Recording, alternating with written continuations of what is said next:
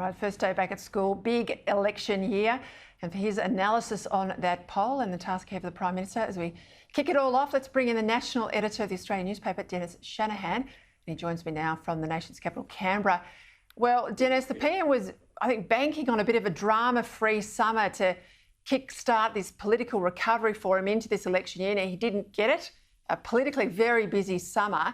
This Newspoll won't make easy reading, I suspect, for the strategist there in Canberra. Primary vote fallen 2 points to 34%.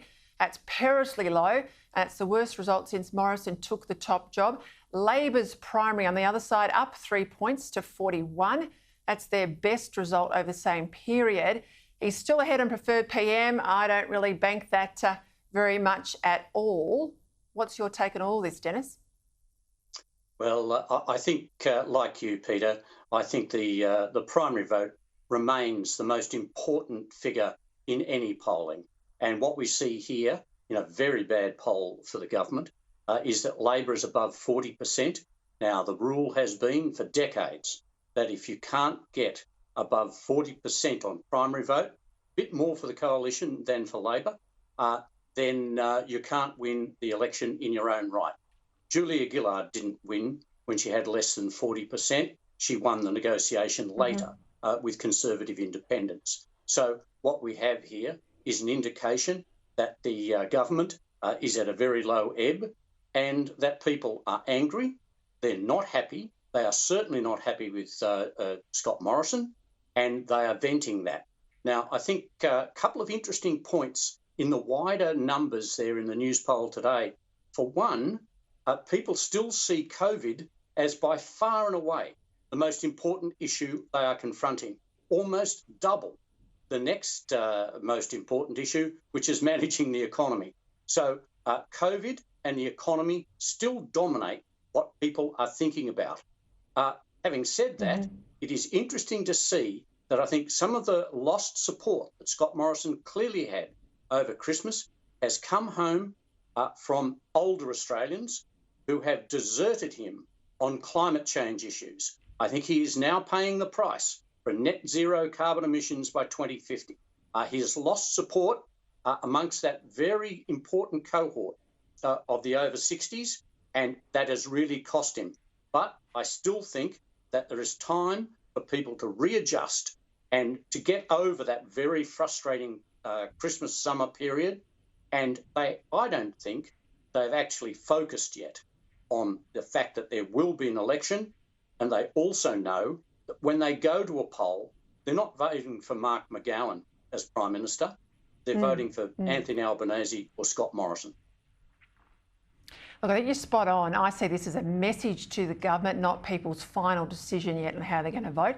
And I think you're absolutely right that the net zero decision, older Australians, well, I did warn them last year, has come home to roost. There was something else that I picked up in the Oz today, the Australian newspaper, I thought was really interesting. This is about media mentions. It shows the PM was mentioned in the media 5 times as frequently as the opposition leader over the January month. Now, you normally say, sure, the Prime Minister is going to be out there more, but that sort of rate in an election year I thought was extraordinary. And you'd normally take heart, you know, PM's out there a lot, he's getting the mentions, this is where you'd want him to be. Now, if I was back in my old job, Dennis, I would be concerned that he has all those media mentions and then he has his bad polling numbers. And my worry would be, yeah, he's talking, but are people listening? What do you think? Well, I think a couple of points there, Peter. For a start, you don't have a breakdown of those 24,000 comments of what was good and what was bad. All publicity isn't necessarily good publicity. And when he's talking about things and getting covered for things that Anthony Albanese has been attacking him on, and Anthony Albanese has been a very good negative candidate for the Labor Party. He has run a line saying that the Prime Minister is doing too little too late, and it works. Now, what we're going to see, I think, over the next few months is that the Prime Minister will have to become more negative about Anthony Albanese. There's been a reluctance to buy into this fight, but it clearly works for Anthony Albanese. It is not necessarily fair. I mean, the government can talk all they like about us being world-beating in vaccine coverage and the lowest level of deaths and the highest economic recovery. But people aren't seeing that because during the GFC, Kevin Rudd kept saying, oh, but we're doing so much better than overseas. But people were more concerned about what their life was like. And this is what's happening now. The Omicron outbreak, and we may have another one before the election, who knows? But I think that what's happened is people are concerned and that the Prime Minister is going to have to come out tomorrow and say to them, I understand why you're concerned. Have a simple message. Don't be afraid to get a bit negative on Anthony Albanese and then repeat that simple message every day between now and the election.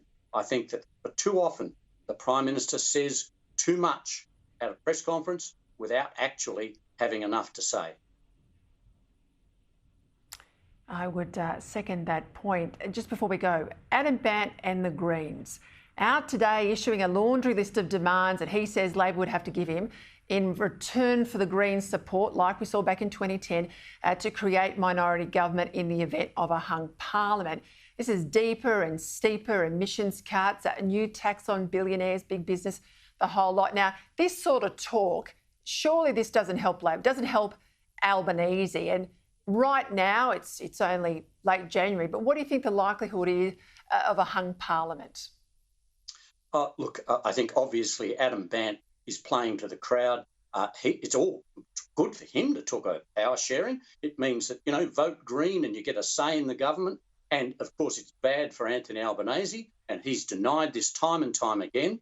But when it comes down to it, if it is indeed a hung parliament and people start negotiating, well, let's remember, Julia Gillard saying, well, there'd be no carbon tax under a government I lead. But later, yes, she had to give it to the Greens. Now, this could happen, but for the moment, Anthony Albanese is not going to suggest at any stage he's going to go into a power sharing arrangement. Scott Morrison won't do the same. And look, it's only a feeling at this stage, but I actually think by the time we get to the election that the great, fear of the independents, whether they're on the left or the right, will actually diminish and that people will go back to the hard core of the established parties and that we're much more likely to get a result one way or the other, and I'm not going to call it, rather than a hung parliament.